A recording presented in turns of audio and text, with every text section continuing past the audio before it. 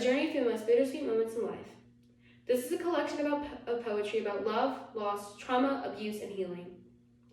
Each chapter serves a different purpose, heals a different pain, and heals a different headache. The hurting.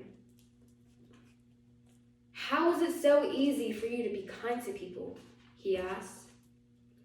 Milk and honey dripped from my lips as I answered. Because people have not been so kind to me. The first boy that kissed me held my shoulders down like the handlebars of the first bicycle he ever rode. I was 5. He had the smell of starvation on his lips, which he picked up from his father. He was the first boy to teach me that my body was forgiving to those that wanted it. Every time you tell your daughter that you yell at her out of love, you teach her to confuse anger with kindness, which seems like a good idea until she grows up to trust men who hurt her because they look so much like you.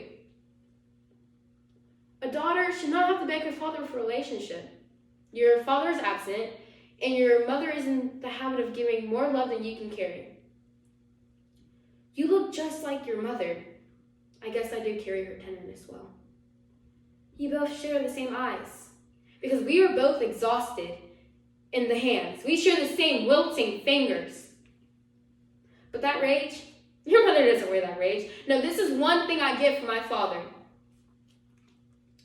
When my mother opens her mouth to have a conversation at dinner, my father shows the word hush between her lips and tells her to never eat with her mouth full, to never speak with her mouth full. This is how the women in my family learn to live with their mouths closed. I can't tell if my mother is in love or terrified of my father. It all looked the same, but I knew it changed her. Emptying of my mother's belly was my first act of disappearance. Learning to shrink was my second. The art of being empty is simple. Believe them when they say, you are nothing. Repeat it to yourself. You are nothing. You are nothing. You are nothing. The loving. No, it won't be love at first sight when we meet. It will be love at first remembrance, because I have seen you in my mother's eyes when she tells me to marry the type of man that I want my son to be like. He placed his hands on my mind before reaching for my waist, or my hips, or my lips. He didn't call me beautiful first, he called me exquisite. I am learning to love him by loving myself. Love will come when love comes. Love will hold you. Love will call your name and you will melt. Love will sometimes hurt, but it will never mean to. Love will play no games because love knows that you've already been through so much already. You might not have been my love at first sight, but you were the love that made all the other loves irrelevant. But there is a difference between someone telling you they love you and them actually loving you.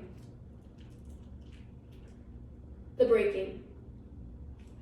I always get myself into this mess. I always let him tell me I am beautiful, and I always jump thinking he will catch me at the fall. I am hopelessly a lover and a dreamer, and that will be the death of me. When my mother says, and that will be the death of me. When my mother says, I deserve better, I snap to your defense. He still loves me, I shout.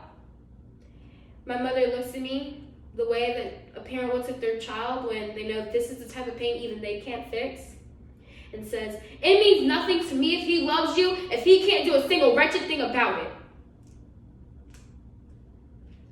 I would have to believe the day will come when your name doesn't hurt. Sincerely, some names will always be cursed.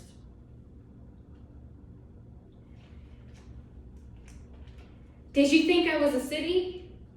Big enough for a weekend getaway. I am the town you've never heard of. There are no neon lights here, no skyscrapers, no statues, but there's thunder. I am not a hotel, I am a home. I am not the whiskey you want, I am the water you need. Don't come here with expectations. This is my home. I'm a museum full of art, but you had your eyes shut. I don't know what living a balanced life feels like. When I am sad, I don't cry, I pour. When I'm happy, I don't laugh, I glow. When I'm angry, I don't yell, I burn. The healing.